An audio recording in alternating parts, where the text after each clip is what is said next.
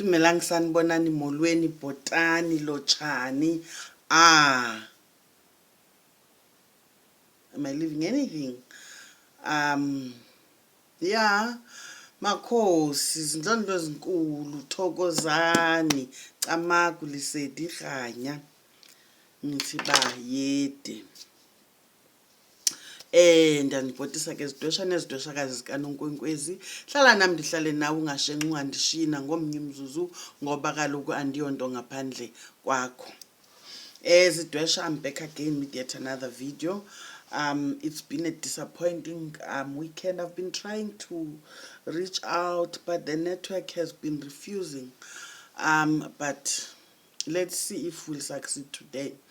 Guys, today I think the video I'm doing now, it will rather be short because I want to get to the point. Ne? Kunombuzo omninzi oxhaphakileyo ingakumbi kule genge ingamaXhosa. Sizwe samaXhosa bantu abagulayo abagula ngomshologu. Nina eninechaphaza elimhlophe ninenobizo. Ndizama ukusondela kuni ngolhlobo kuyilonto ke ndingaboni isidingo sokuba ndikhumshe lo myalezo ndiza nawo. Ndithatha ke nabahlekazi abathwasayo kanye abasendleleni yobizo asebelisabela abasendleleni nabasacingayo. Ndiphinde ndithethe namagqirha athwasisayo. Andithi ndinolwazi olubhetere kodwa ikhona into endiyiqwalaselayo intoba kukho apho sibhideka khona ngoba le nto ndiyibona xa ndisiva imibuzo malunga nelithongo libomvu kunye nethongo elimhlophe. Mna ke iyandibhida kwayo intoba sisohlule sithi kukho ithongo elibomvu kukho ithongo elimhlophe. Ndiyayazi intoba ifuna uba ingxaki mvanje ubuyaqwalasela iyingxaki kakhulu kangangoba athi omnye umuntu hayi mna ndizawuqala ngeli libomvu elimhlophe alikaveli, omnye athi hayi mna ndizawuqala ngeli limhlophe ndibuye ndize kweli libomvu. Uthi wawumamela amathongo okanye nezizathu zokuba kutheni kuzawuyiwa kwithongo libomvu, ufumanise into yokuba umuntu unamathongo phakathi kwamathongo akhe uzibona umzekelo eqabe imbola ebomvu, ngelinye ixesha abone namalaphu ke abomvu. Yayiva? Andithi awukho uMndawu, uMnguni noMndawu ukhona. Kwamna ndithetha nje ndihlale ndisitsho kwezinye iividiyo zangaphambili ndiwuthwasile bethunani. Ngumoya okhoyo phakathi kwam endawuhambelayo intoba mawulungiseke. So andigxeki ndithi yinto engekhoyo leyo kodwa into endiyibonayo ndifumanisa intoba ingathi ngoku asisalipopoli kakuhle ithongo. Sijonge intoba ngokwenene nangokwenyaniso nguMnguni lo moya ungene lo mntwana umnyangayo mhlambi ngumoya woMnguni. Uyayiva? Ngelinye ixesha ndifumanisa nokukhona ukubhidanisa iipleyiti apho kwalapha kuthi singabantu abathwasisayo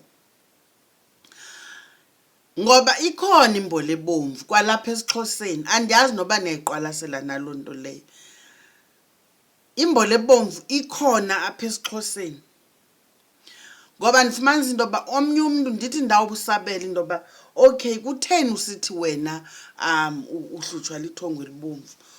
Ndithi ndalimamela ithongo lakhe ndifumanisa intoba ayikathi ithongo elibomvu into okunayo yena ubona le mbola ibomvu apha emathongweni akhe. Uyayiva? Kuthi ke ngoba kudume lo moya woMnguni kuthiwe hayi ugula ngoMnguni noMndawu. Xa ndithi khona imbola ebomvu apha esiXhoseni apha kwacamagu, umzekelo umuntu ogulela umqolomba, xa unyangwa umqolomba andazi ke mhlawumbi kohluka ngamaziko kodwa into endiyaziyo mna isiXhosa endisaziyo xa kunyangwa umqolomba vele imbola iba bomvu eqatywayo. xa kunyangwa umqolomba kusetyenziswa imbola ebomvu. Kuyilonto ngelinye ixesha uzawuzibona uqabela mbola ibomvu.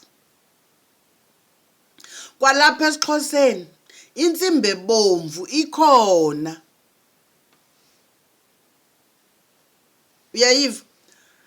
Kwamanye amaziko laa ntsimbi ibomvu ithetha into yoba uwulalele umqolomba.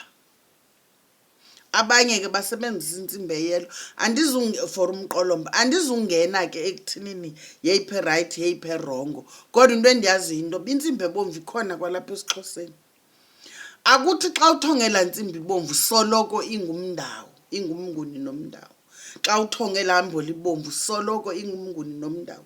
Even amabhayi, amahiya la, amahiya mna ndicinga into yokuba avezwa kuba kaloku izilwanyana sezanqaba, awasekho amahlathi apho kuphila khona izilwanyana. Izilwanyana ezikhoyo ngoku zipanekile zingamabanjwa kwii-game reserves.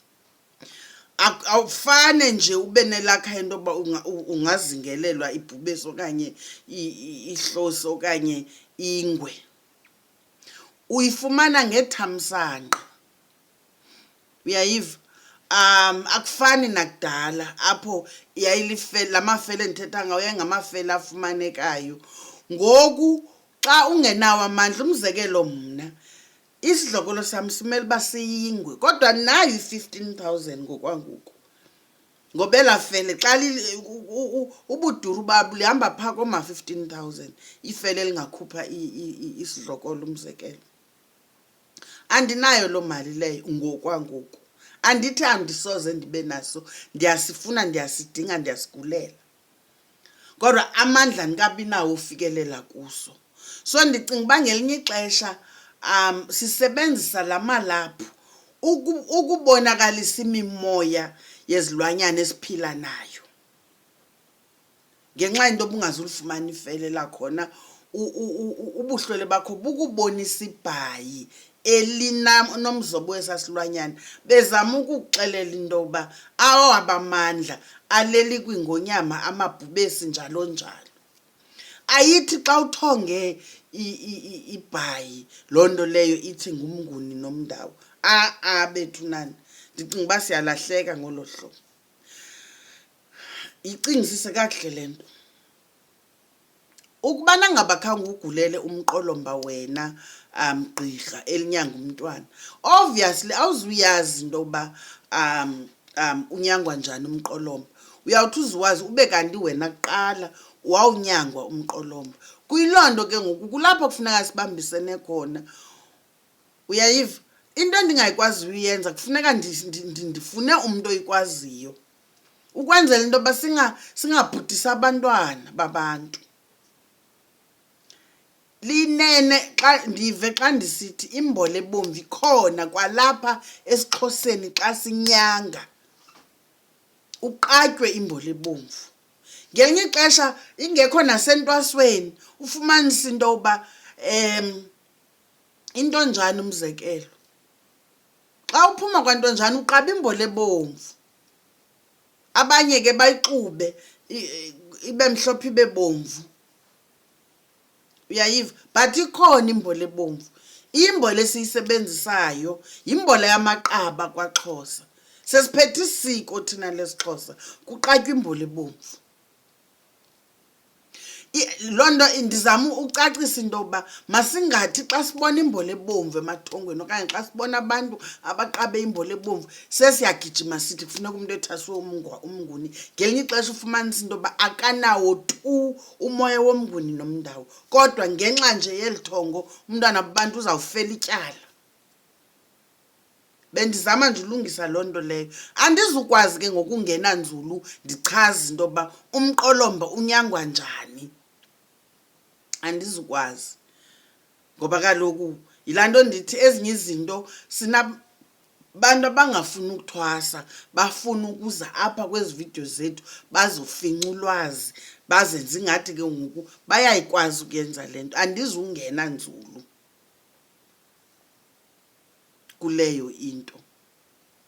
kodwa into ebenzama uyicacisa into yoba umuntu ogulela umqolomba ngelinye ixesha yakwazi ukuthi kanti laa Mbola uyithongayo yeva ugula ngabantu abafutshane, ugula ngabantu bomqolomba, xesha elinintsi bangabathwa. Uyayiva amalawu andizungena nzulu ngoba ezinye izinto zifunisa into yoba igqirha malincedisane nomguli kuphicothwe kakuhle ithongo eli. Masingathathi izinto lula ngenxa into yoba sisazi into beyona nto idumileyo kule Mbola ibomvu ngulo Mnguni nalo Mndawu. Hayi, andivumi. Ikhona iMbola ebomvu kuthi apha kwaXhosa. Ndiyacela ke bethunana make siyijongele, masiyijonge, masiyifakele izipeks. Nawe mguli luxanduva lwakho into bithongo lakho malitolikeke kakuhle, lijongisise ithongo. Zikhona ezinye iimpawu ezinokuchazela into yoba lo moya ugula ngawo ngowoMnguni noMndawu. Masingapheleli kulaa Mbola ibomvu uthi wawuthonga iMbola ebomvu sekusithiwa ambothwasa uMnguni noMndawu. Mandiyishiye kuloo ndawo. Yeah guys, continue, please continue subscribing, sharing, liking the videos. Ndiyacela bethunana, don't skip the ads. Yeyona indlela ondirhuma ngayo leyo. Yeah, and also I'm creating a new channel. I'm sorry for the live that I posted yesterday. During the time I was actually shooting the live, bekungabonakali into yoba ayilantuka izuvela kakuhle, but it's poor quality. I'm even thinking of deleting it. Maybe I might just create a video to discuss the topic I was discussing on the live. I'm not happy with the quality of that live, but in that live I was actually saying I am creating a new channel, a second channel. The channel will be called Girl from Alice. Please do support. The reason for the channel is because some of the things I would want to share, it's not only spiritual matters that I want to talk about. There are other things like, I want to comment on general issues. You understand? Events of the day, I don't know what's happening in the country and all of that. I want to push my side hustles, on that channel. I don't want to, push a lot on this channel. So that's the reason for the channel. Look out for Girl from Alice. For now, thank you very much. Keep on supporting me. Uthando lwenu ndiyaluva. Enkosi ngento yonke. Bye.